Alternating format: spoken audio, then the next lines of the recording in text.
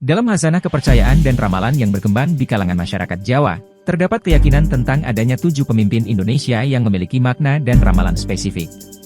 Salah satu tokoh yang seringkali dikaitkan dengan ramalan 7 pemimpin Indonesia adalah Satrio Pinandito. Tokoh ini menjadi kontroversial karena dianggap sebagai pemimpin ketujuh yang dalam ramalan memiliki karakteristik tertentu. Satrio Pinandito juga diklaim mengalami perubahan keyakinan agama, yang menjadi salah satu faktor pengkafiran menurut pandangan tertentu. Beberapa faktor yang diklaim mengkafirkan Satrio Pinandito antara lain, adalah pernyataan kontroversial, seperti tidak suka agama Islam, saya ganti agama itu nanti yang diatribusikan kepada Sabdo Palon.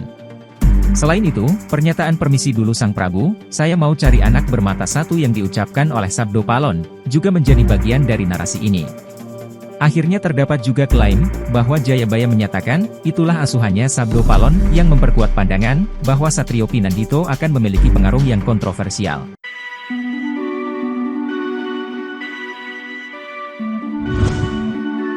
Dalam konteks ramalan dan tafsiran terhadap masa depan Indonesia, istilah Notonegoro menjadi sorotan dalam rangkaian kepemimpinan di Indonesia. Notonegoro adalah istilah dalam bahasa Jawa, yang memiliki signifikansi dalam meramalkan pemimpin-pemimpin Indonesia. Dalam konteks ini, istilah tersebut menunjukkan adanya pola atau kaitan yang muncul dalam kepemimpinan Indonesia, yang dapat diinterpretasikan melalui angka dan peristiwa-peristiwa tertentu. Unsur pertama, yaitu No, mengacu pada angka yang diasosiasikan dengan durasi kepemimpinan, dan peristiwa yang terjadi pada masa tersebut. Berdasarkan analisis, No mengandung makna, bahwa pemimpin yang terkait dengan angka ini akan memerintah selama 21 tahun. Unsur kedua, To, merujuk pada pemimpin yang memerintah selama 32 tahun. Seperti unsur sebelumnya, penggunaan angka ini memiliki signifikansi terhadap masa kepemimpinan, dan peristiwa yang terjadi selama masa tersebut. Kedua pemimpin ini, digulingkan oleh rakyat sendiri. Kaitan antara unsur To dan unsur No, menggambarkan pola yang teratur dan berkelanjutan dalam ramalan, mengenai pemimpin-pemimpin Indonesia yang kontroversial.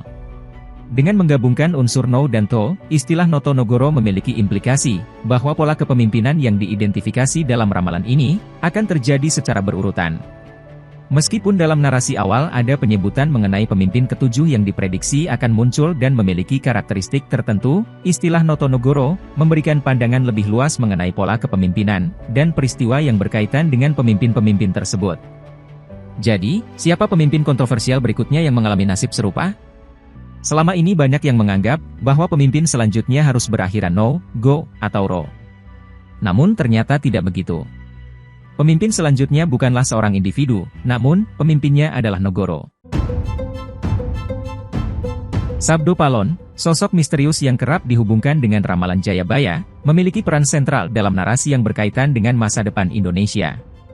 Ramalan Jayabaya, yang berasal dari kitab Primbon Jawa, menjadi salah satu sumber utama yang memberikan gambaran tentang masa depan bangsa Indonesia.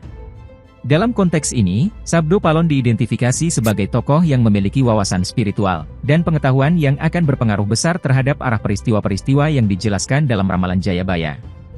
Dalam mengulas peran dan posisi Sabdo Palon, terdapat 3 faktor yang diklaim mengkafirkan dirinya, yang diambil dari kutipan-kutipan kuno yang diyakini memiliki kaitan dengan ramalan Jayabaya. Pertama, terdapat kutipan yang menyatakan, tidak suka agama Islam, saya ganti agama itu nanti. Ungkapan ini menyoroti pandangan yang meragukan keyakinan agama Islam yang dianut oleh Sabdo Palon, yang mengarah pada pertanyaan mengenai kesetiaan dan kepercayaannya terhadap ajaran agama.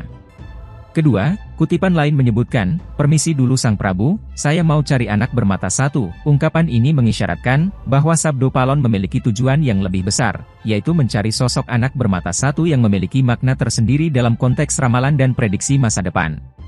Hal ini menimbulkan pertanyaan, mengenai tujuan sebenarnya dari tindakan dan pencariannya. Ketiga, kutipan terakhir mengungkapkan, itulah asuhannya Sabdo Palon. Ungkapan ini, merujuk pada peran Sabdo Palon sebagai sosok yang memberikan asuhan, dan arahan kepada individu atau kelompok tertentu. Namun, konteks asuhan ini menjadi penting, ketika mengkaji pandangan dan keyakinan yang dibawanya, serta dampak yang mungkin ditimbulkannya terhadap peristiwa-peristiwa yang akan datang. Melalui 3 faktor ini, narasi seputar Sabdo Palon dan ramalan Jayabaya, membuka jendela untuk memahami karakter dan peran yang dimilikinya dalam pandangan spiritual dan ramalan masa depan. Sebelum datangnya agama-agama besar ke Nusantara, berbagai suku dan masyarakat di kepulauan ini memiliki kepercayaan dan ajaran tradisional yang mencerminkan hubungan mereka dengan alam, leluhur, dan kekuatan rohaniah. Masyarakat Sunda di wilayah Jawa Barat memiliki kepercayaan Sunda Wiwitan yang mengandung nilai-nilai spiritual dan kosmologi khas. Sunda Wiwitan mengajarkan tentang hubungan manusia dengan alam, leluhur, dan Tuhan Yang Maha Esa. Kemudian Kejawen adalah kepercayaan yang terutama dianut oleh suku Jawa di Pulau Jawa. Ini mencakup berbagai pandangan tentang kehidupan, moralitas, dan keseimbangan. Kejawen seringkali dianggap sebagai ajaran yang lebih fleksibel dan inklusif, memungkinkan pengikutnya untuk memadukan unsur-unsur dari agama-agama besar. Lalu di Kalimantan, terdapat agama Kaharingan yang dipeluk oleh suku Dayak. Agama ini memiliki keyakinan tentang roh alam dan leluhur yang memengaruhi kehidupan manusia. Kaharingan mengajarkan keharmonisan dengan alam dan memelihara keseimbangan. Agama Buhun merupakan agama asli Batak di Sumatera Utara. Ini memiliki keyakinan tentang hubungan manusia dengan roh alam dan leluhur, juga mengajarkan nilai-nilai kearifan lokal. Selanjutnya di berbagai wilayah Indonesia lain, terdapat agama-agama tradisional seperti Tolotang di Sulawesi Selatan, dan Naurus di Pulau Seram, dan agama-agama lokal lain yang sudah hidup damai sebelum kedatangan agama-agama dari luar, baik Hindu, Buddha, Kristen maupun Islam. Nah, agama-agama lokal inilah, yang sepertinya akan dipertahankan oleh Sabdo Palon. Dalam narasi yang melibatkan asuhan Sabdo Palon yang bermata satu, interpretasi mengenai siapa yang diasuh Sabdo Palon, muncul sebagai elemen penting yang terkait dengan pergeseran agama ke ajaran Kauru, khususnya dalam konteks New Age Movement, dan pluralisme agama. Pemahaman ini merujuk pada perkembangan spiritual dan keagamaan di kalangan masyarakat, yang mengarah kepada pandangan baru tentang agama dan kepercayaan. Asuhan Sabdo Palon dalam konteks narasi ini, dapat diartikan sebagai petunjuk atau panduan, yang mencerminkan perubahan arah spiritual yang diilhami oleh ajaran Kaweruh. Kaweruh dalam hal ini, mengacu pada pemahaman spiritual, yang menggabungkan berbagai elemen dari berbagai agama dan kepercayaan, terutama dalam New Age Movement dan pluralisme agama. Konsep ini, mencerminkan bahwa Sabdo Palon sebagai simbol arah spiritual yang bermata satu, mengajarkan perubahan dan evolusi keagamaan yang melibatkan kesadaran, untuk memahami dan mempraktikkan prinsip-prinsip universal, dan etika dari berbagai agama dan kepercayaan. Ini menciptakan ruang bagi masyarakat, untuk mencari pemahaman yang lebih inklusif, dan berdasarkan nilai-nilai kemanusiaan yang diakui bersama-sama. Jadi tidak ada lagi istilah benar menurut agama satu, namun salah menurut agama lain. Kebenaran adalah mutlak, bukan dari sudut pandang agama tertentu saja, dan inilah yang disebut agama Kaweruh. Agama Kaweruh dalam narasi ini, mengacu pada suatu pandangan spiritual yang lebih luas dan inklusif, di mana elemen-elemen dari berbagai agama dan kepercayaan digabungkan, dalam upaya untuk mencapai pemahaman yang lebih mendalam tentang eksistensi, etika, dan kehidupan manusia. Ini bukan berarti, jika hari Jumat ke masjid, lalu hari Minggu ke gereja. Pandangan ini, lebih menekankan persamaan antara berbagai agama dan kepercayaan, serta mencari nilai-nilai universal yang mendasari semua kepercayaan manusia. Dalam konteks narasi asuhan Sabdo Palon yang bermata satu, pengertian agama Kaweruh mencakup aspek-aspek seperti New Age Movement, yang menyoroti pemahaman spiritual yang mengintegrasikan ajaran-ajaran dari berbagai agama dan filsafat, serta pluralisme agama yang mendorong toleransi, dan penghargaan terhadap beragam kepercayaan. Dalam perjalanan sejarah Jawa, salah satu episode penting, adalah pertemuan antara Sabdo Palon, Prabu Brawijaya V, dan Sunan Kalijaga. Pertemuan ini, membawa dampak besar dalam perjalanan spiritual dan agama di Tanah Jawa. Sabdo Palon, yang sering diidentifikasikan dengan sosok Semar dalam budaya Jawa, memiliki peran penting dalam memberikan arahan dan nasihat kepada para pemimpin. Pertemuan tersebut, menyaksikan upaya Prabu Brawijaya V untuk mencari bantuan dari kerajaan Bali dan Cina melalui Sunan Kalijaga. Namun, pertemuan ini juga menjadi panggung perpisahan yang signifikan. Di tengah upaya tersebut, Sabdo Palon menunjukkan sikap teguhnya terhadap keyakinan yang berbeda dengan Prabu Brawijaya V, yang akhirnya memeluk agama Islam atas pengaruh Sunan Kalijaga. Perpisahan tersebut menjadi pusat perbincangan, karena melibatkan perbedaan keyakinan.